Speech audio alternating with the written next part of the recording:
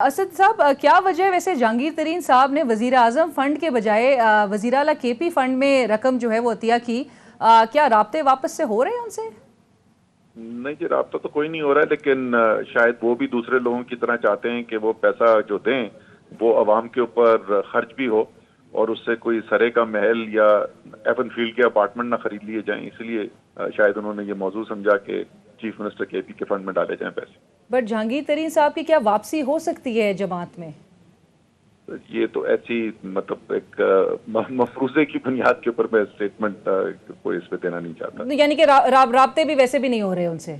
मुझे नहीं पता, मेरी उनसे राब्ता मैं शायद पहले भी पब्लिकली कह चुका हूँ। उनकी सेहत खराब थी, लंदन गए हुए थे, मैंने उनको मैसेज भेजा था, उस पर उनका जवाब आया था। एक दफा उसके अलावा बात हुई है।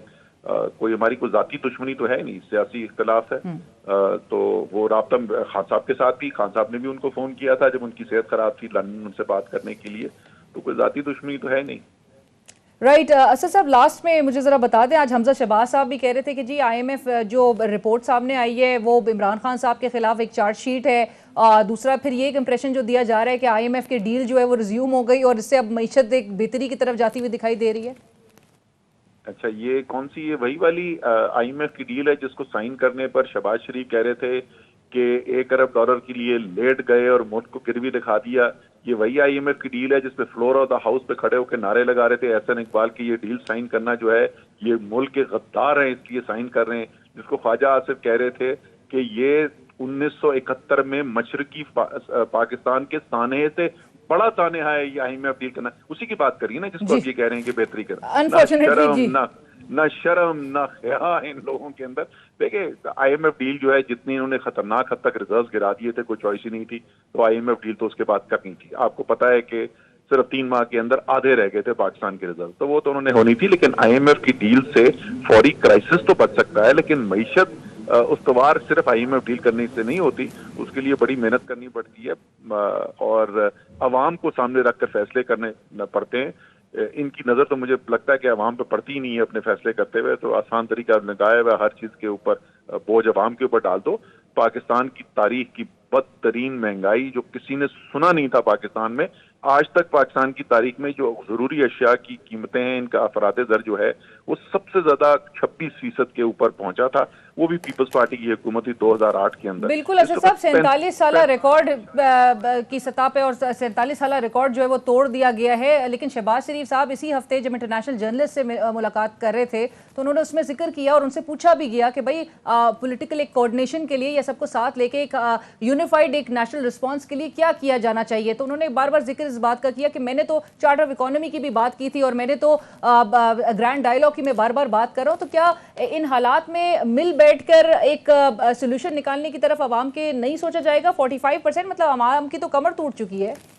किसके साथ बैठना चाहते हैं? दहशतगर्द इमरान खान के साथ, जिसके ऊपर वो दहशतगर्दी के पर्चे कटवा रहे हैं, जिसको अरेस्ट हिरासत में लेने के लिए इस्लामाबाद की पुलिस कह रही है हमें ऑर्डर आ गए हैं कि अरेस्ट कर लिए जाएं, या उनके साथ बात करना चाहते हैं तैमूर झगड़ा और इमरान खान के साथ कि जिनको शौकत तरीन के साथ कि जिनको वो कहते हैं कि इन्होंने गद्दारी की है, गद्दारों के साथ बात करने चाहिए। एक तरफ कह रहे हैं हम आपके ऊपर दहशतगर्दी के पर्चे कटवाएंगे, आपके लोगों को उठाकर तशद्दुद करेंगे, उनके ऊपर तमाम लीडरशिप के ऊपर पर्चों की भरमार हम कर देंगे, और उसके बाद ढिठाई से कहते हैं कि हम चाहते हैं कि ग्रैंड डायलॉग। आपके साथ डायलॉग करना कौन चाहता है?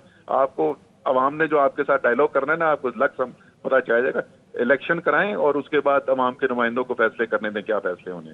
राइट। लास्ट में मुझे जरा ये बता दें असद साहब, इन लीगल बैटल्स जो आपने शुरुआत की थी डिस्कशन की, इसमें क्या होता देख रहे हैं और आप समझ रहे हैं कि जी पाकिस्तान तहरीक इंसाफ सुरखरू होती हुई दिखाई देगी?